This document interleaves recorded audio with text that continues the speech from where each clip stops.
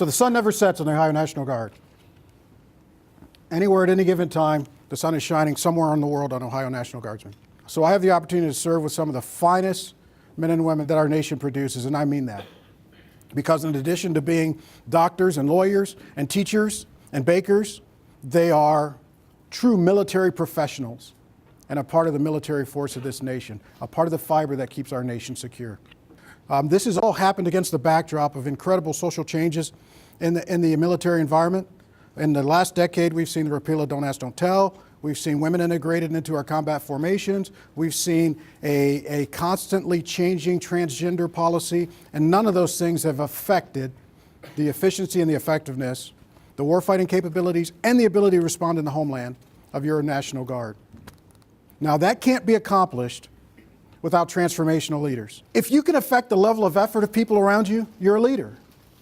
Notice it doesn't say based on where you're assigned in the organization. Notice it doesn't say as an executive in the C-suite of the organization or in the front office of the organization. If you can affect the level of performance of the people around you, you're a leader. We as leaders want to focus on the purpose and direction because that's the easy part of leadership. I tell you what to do, I tell you how to do it, but the motivation piece and the influencing piece are truly the essence of leadership. Truly the essence of leadership. And oh, by the way, leadership is a process. Leadership's a process. That means it's repeatable. That means it's teachable. I mean, it can be improved, right? A process is repeatable. It's something that can be taught, something that can be improved. All those are characteristics of a process. Leadership is a process. And I truly believe that by improving the process, you can improve as a leader. Even the most uncertain leader. The picture on my right, your left, that's a 1950s plant that makes automotive parts. That's characterized by transactional leadership. What do I mean by transactional leadership? Anyone? Transactional leadership is just that. It means I lead through transactions. I tell you what to do, and if you do this, I do that. You make this many widgets, you get a paycheck. Make a few more widgets, you may get a bonus. Do this, you'll receive disciplinary action. It's transactional. That's a transaction. Unfortunately, and I will tell you this, in public service, the processes lend themselves to transactional leadership. We have to be very careful about this. Here are your performance requirements. Here are my performance expectations of you. And if you achieve those things, here's how I will evaluate you. Because we're very metric driven, right? We're very measures driven. And that's great, that's important, but we have to go further. You must be a transformational leader. I call this the 4 I's. This is actually from a book by an author called Bass and Bass. Bass is one of the thought leaders on transformational leadership. Number 1, it's individualized. Transformational leadership means I need to know you as an individual. I need to know what makes you tick. I need to know what motivates you. I need to know what's happening with your family. And it means I need to care about you. I have to understand what inspires you. I have to understand what you care about. Transactional leadership, that flies in the face of caring sometimes, right? Because I need more widgets out of you. The other problem with transactional leadership is I'm the only person who has to be the smart guy in the room. I tell you how many widgets to make. I tell you where to put your workstation so that we can more efficiently make all these things work, and all you need to do is execute what I tell you to do. Transformational leaders lead at the individual level.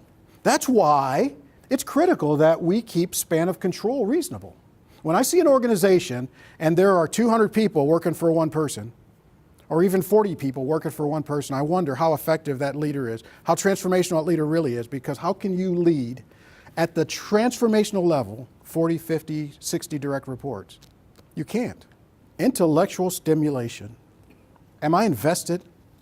Am I engaged?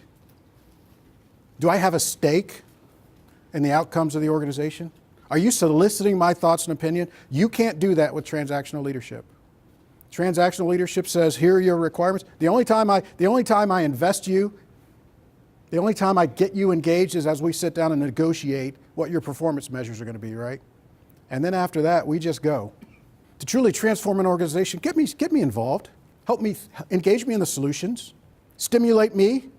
And if I'm not going to be invested in the mission of the organization, which leads to the next point. Inspirational motivation. What is that big goal that inspires your organization.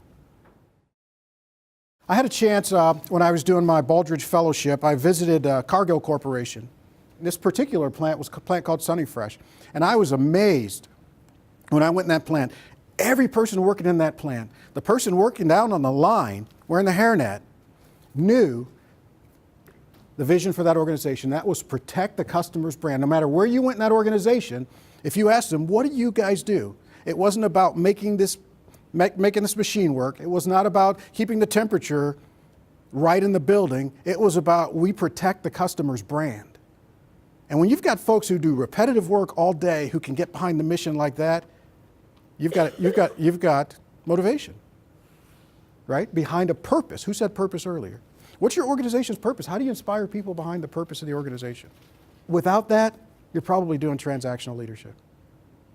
You combine those three, but the most important thing, I believe, is number 4. You've got to be an idealized influence. You, as the leader, there's no substitute for it.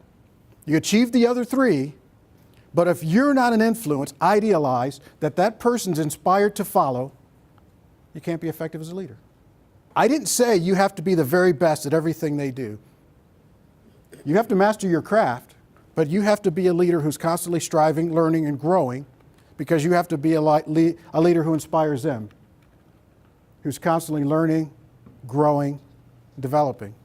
I didn't say you had to be the fastest, strongest, smartest in the room. What I said was you have to be an inspirational person. As public servants, we produce results for public trust. If you ever lose sight of your goals, objectives, if your organization ever loses true north, here's a test to orient your organization back towards true north. Is what we're doing producing trust? As a commander of the Army National Guard, my stock and trade ultimately is trust. I produce results. I produce ready units because if the citizens of the state of Ohio or Puerto Rico or Virgin Islands or anyone else ever call, if I don't deliver, I lose trust. So if you're unsure and you need to orient yourself or your organization back towards true north, ask yourself one question. What do I need to do with my organization to get it back oriented towards public trust? By the way, trust among one another, trust between the leader and the led, and trust with the public. That's what we do. So I encourage you, regardless of where you work, where you're assigned in your organization, what level of leadership you have currently or that you aspire to, always strive to be a transformational leader. Always strive to lead the heart of those folks that you lead, and not just through transactions. You have to start by listening because that's going to engage them. So you start by listening, you get them engaged, you find out again what turns them on, but you also have to set the vision. Regardless of how large or how small your piece of the organization is, you have to have a vision for that piece of the organization. You know, I've got 11,635 soldiers with different personalities. And your folks are going to come to you with different backgrounds. Don't assume they've got the same value sets. Don't assume they've got the same ethics. Don't assume they've got anything. But the most important thing you can do is orient them around the mission. That purpose-driven, protect the customer brand, put a man on the moon kind of leadership has got to transcend and be more important than all that. And there have to be consequences when it's not. There have to be visible consequences when it's not. Sir. Thank you very much. Thank you. Thank you very much. I appreciate it. Thank you all. I appreciate it. Good luck. And I can't express how my deep admiration for all of you, not only for being public servants,